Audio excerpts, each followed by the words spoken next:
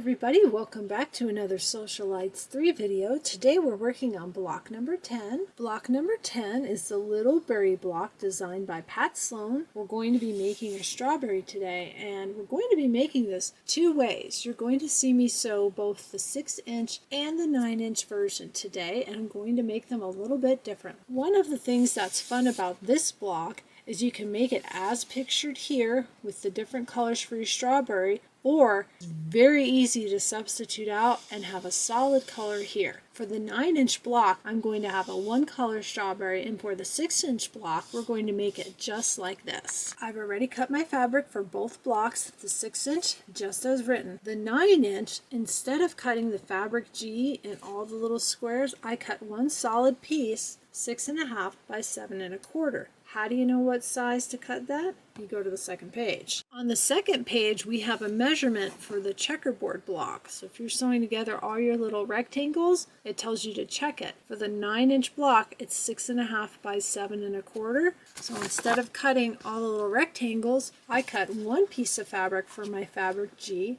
and I cut it 6.5 by 7.25. I wanted to do this because I have this nice big floral print, and I thought it would be fun to have a big red strawberry and show you two different ways to make this block. So I've already cut everything for both sizes. My 9-inch block is made using the Little Sweetheart and Cloud 9 collections by Laundry Basket Quilts. You can see I have my background cut, my strawberry, and the leaves. My 6-inch block will be made using the Strawberry Lemonade collection by Sherri and Chelsi of Moda fabric. I do have a Kona white as my background. Cut this really pretty green floral leaf print for the leaves, and I thought it would be fun to use the red and the pink with the circles as the strawberry. They kind of look like little seeds. We're going to make both of these blocks today. Let's start with the bigger block, which is the 9-inch block. This option of having one big piece for the fabric G is also good if you're in a hurry. If you're behind on your Sewcialites block, you can make it this way. We're going to start with our A and E fabrics to make two half square triangle units. It tells us to draw a diagonal line on the wrong side of fabric A, and then you're sewing a 1/4 inch on either side of that line. We're going to use the diagonal seam tape today. I've shown how to do that before. Let's head over to the machine. I'm sewing on a 1955 Singer 221 featherweight. I have Aurifil color 2000. We've got our fabric A and our fabric E. I'm going to place these right sides together, and I'm going to pin. We're going to be sewing corner to corner on these. Pinning them is just going to help make sure that I keep it straight. I'm going to put one pin on this side and one pin on the other. And then we're going to use our diagonal seam tape. This is ready to go. Let's turn on our machine. When we use the diagonal seam tape, instead of stitching corner to corner and following the red line, we're going to follow the black lines. They're 1/4 inch away on either side from the needle. Going to lay this down with the corner here, and I've got another corner here. Go up toward the needle, and I'm going to keep my eyes on the corner right here. If you haven't seen the diagonal seam tape before, go back a couple videos. I go through this really slowly. You got your 1/4 inch on each side of the center line. I'm going to take this over to the cutting table and cut corner to corner, and then I'm going to press these out toward the dark side. I've got the two half square triangle units right here. You want to look at your pattern. For the 9-inch block, these should measure 2 3/4 inches square. Let's go ahead and measure and trim. I'm going to start by laying it down using this line, putting it along the seam line right there, and I'm lining it up at the very edge. I can see that I'm over. I have a little extra. That's good. So we can lay this down. Go ahead and trim. And then I'm going to turn it, and we'll trim the other side, and then we'll get it exact. So line up that line. Now I've got two straight edges, 2 3/4 right here, and 2 3/4 down here. And I'm on a TV tray today. I'm a little short for space. We're going to go ahead and make sure that's nice and straight. Trim and trim. 2 3/4. It's going to be exact. I'm going to go ahead and trim the other one. We've got our two trimmed half square triangle units.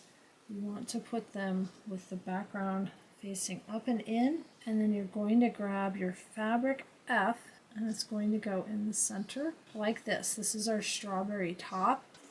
So you can go ahead and pin and sew this line, and then press that toward the dark, and then we'll pin and sew this line and press that toward the dark. I switched the foot out. I took off the regular foot with no guide and put on my 1/4 inch guide foot. Let's sew this seam. Before I take this over to the iron, I'm just going to finger press it, and I want to sew on the other piece. Save myself a trip. We'll go ahead and pin that and then sew the seam.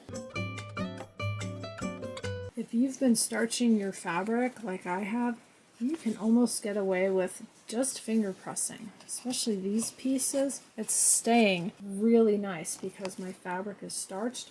I'm just going to give it a quick press before we go on to the next step. Here's my strawberry top unit.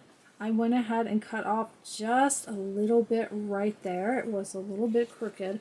On the pattern, you can check your measurements. Mine should be 2 3/4 by 6 1/2. After I trimmed it, it was 2 3/4 by 6 1/2.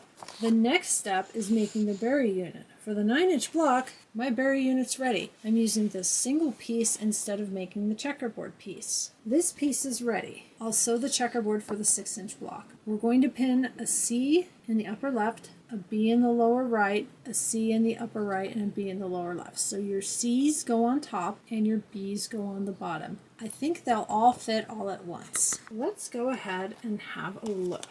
The C is the smaller unit. You can easily fit the C's. Let's go ahead and put the B's in the bottom corner and see if they're going to fit at the same time. They do. Everything fits all at once. I would line it up, add a pin, a pin, a pin, and a pin, and we can sew all the corners all at the same time.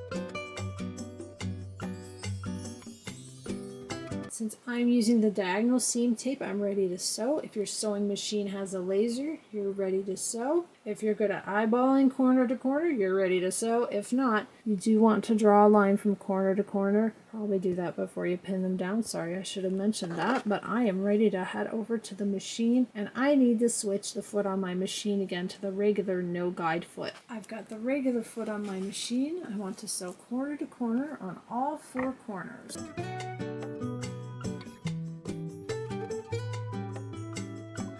All the corners are sewn. Before I trim, I'm going to fold up my corners. Make sure it looks good. That's lining up really nice. That one's good to trim. This one is a little bit short, but I'm okay with that. If this is your first video for Sewcialites watching me sew, I am not an ultra perfectionist. I do the best I can. I like to use my quilts. Make sure you're enjoying the process. If you're not enjoying the process, it becomes frustrating and you quit. So have a good time when you sew. Everything looks good. I'm going to take this over to the cutting table, cut a 1/4 inch away from my seam, and it shows us pressing out toward the light. I'm probably going to press in toward the dark because my red is so dark. Here's the back of my strawberry. I went ahead and pressed in toward the dark. Here's the front. Beautiful. Look at the big flowers. I love it already. If you want to double check your measurements, you just go back to the measurement right there. All we did was add the corner squares, and they actually give it again over here. We're going to put the top on. I can see right here it's a little bit crooked. Remember when I was folding the corners? I knew that was going to be a little bit crooked. So when I put this on, I definitely want to pin. Make sure it's the right way. Don't sew it on like this. You'll have to seam rip it, or you could leave it if you want a funky strawberry. I'm actually going to flip this over this direction. That's going to help me see this edge, which is short. This is nice and straight because I trimmed it. I want to grab my pins, and I want to account for the short edge. If you've been watching these videos, you know that a lot of my blocks come up short. Sometimes things are a little crooked. It's okay. You can always work with it. If you're a beginner quilter, don't get frustrated. Right there, right there. See how you can see just a little bit of the brown? Because this piece is a little short, it's going to get caught in the seam allowance. Pin it correctly, you'll catch it in the seam allowance, and it's going to come out straight in the end. So we'll add a few more pins. We'll sew this seam, and then it says to press it open. I put my guide foot back on the machine. You don't have to sew with a guide foot. I've explained about the 1/4 inch guide foot before. I just prefer it. Let's sew the seam. I have the strawberry units sewn together. I press down towards the strawberry. I generally don't like to press open. I'm a long arm quilter. I find when seams are pressed open when I'm working on the long arms, sometimes they pull apart unless you've used a really short stitch length. So I prefer to press to one side or the other whenever I can. We're going to take our fabric Ds and attach them on either side. I can tell this side of my block, it's a little crooked, it's a little short. I'll do the same thing when I pin this on. I'll pin it from this side, make sure I line up with the part that's straight and pin that, and then pin to account for the shortage. I'm going to go ahead and pin both of these off camera so I can get a little bit closer to them, make sure I get this on straight, and then we're going to sew the final 2 seams. We'll have a look at this one, and then we'll make the checkerboard block with the 6-inch size.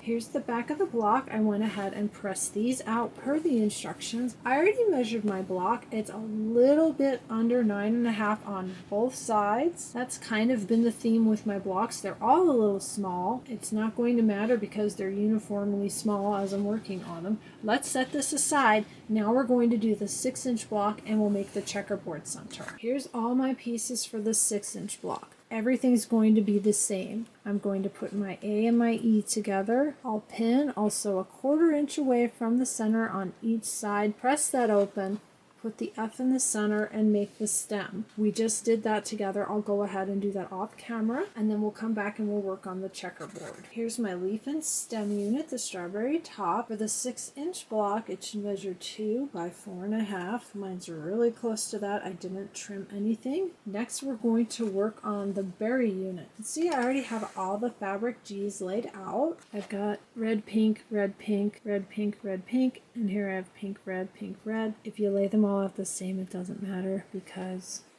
if you sewed them all like this, when you're done, you would just take this row and flip it around. Visually, I like to have it how it's going to look in the finished block. It helps me keep things straight in my head. All we're going to do, sew these together, and these together. I probably won't pin. You can chain piece, sew these, and these, and these, and then you can sew these two, and these two, and then go back and sew each unit together. I've got everything here off to the side. If you want to be really, really accurate, you do want to pin. I'm going to go for it today. Let's sew all our squares together.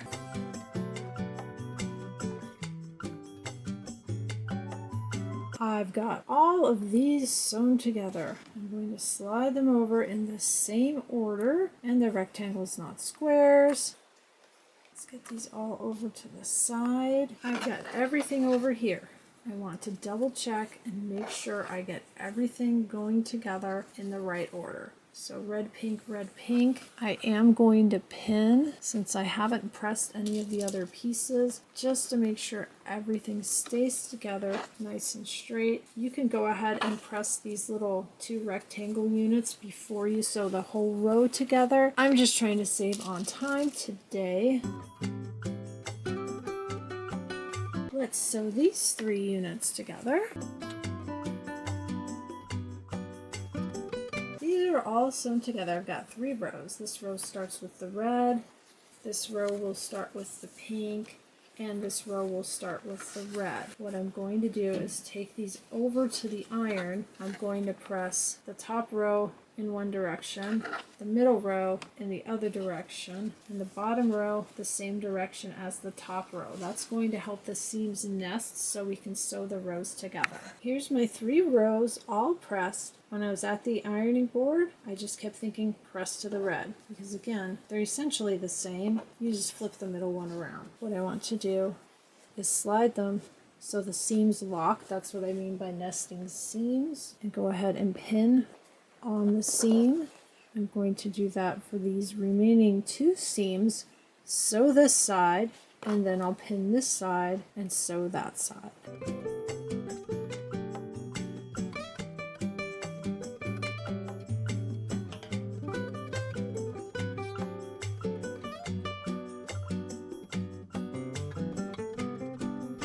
Here's those 3 rows. It says to press down. I press down. If I want to follow the picture, I'm going to have red in this corner, which technically means I pressed up. It doesn't matter. I went ahead and checked my measurement. It should have measured 4.5 by 5. I was really lucky. It was a little crooked, but I was a little bit over, so I was able to go ahead and trim and even that out. We're going to do the same thing we did with the other block. The C's go in the upper corner, the B's go in the bottom corner. This one's a little bit tighter. I'm going to double check my measurement on my B squares. These should measure 2 1/4, and they do. When I lay these down here and here, do you see how they overlap a little in the center? That didn't happen with the larger block. What that means is I have to do one side first, check it, trim, flip, and then do the other side after that. You can't do them both at once because they're overlapping here, and that's where you need to sew. I'm going to go ahead and do all of that off camera. We just did that. I'll come back and show you what it looks like. I've sewn on my 2 fabric C's and 1 fabric B. You can double check, make sure they look good. You can double check this one, and then once I trim that, I can sew this one right here. See how it has that tiniest little bit of overlap? That's why you have to sew on one at a time. This one I went ahead and pressed out. My measurements are good. I need to sew on the top piece, and then after that the 2 side pieces. I'll go ahead and do that off camera, and then we can have a look at both strawberry blocks. Here's the 6.5 inch block. Remember, I didn't pin everything when I did this. It's not as close to size as the 9.5 inch block is. It's actually a little bit more of a rectangle. You can even see it curves a little right here. My seam is a little bit crooked. I'm definitely learning that pinning does help accuracy, and I'm not as good sewing on my featherweight as I am on my Juki. These are going to be fun to assemble at the end of the sew along. We'll put it all together with those setting blocks. That's going to help square it up, but we'll see how my final project ends up. Thank you for joining me for block 10 of the Sewcialites 3 quilt along. I hope you enjoyed seeing this block sewed out 2 different ways. You've got 2 different looks here. You could even do a 3rd look and make these rows stripes either this direction or up and down this direction. I'll be back next week with block number 11. I'd love to know if you're enjoying these videos. If you could drop a comment below, let me know what you like, what you don't like, any questions. I do read everything. I would really appreciate the feedback. Please like, subscribe, share with your quilting friends, and I'll see you next week for block number 11. Bye everybody!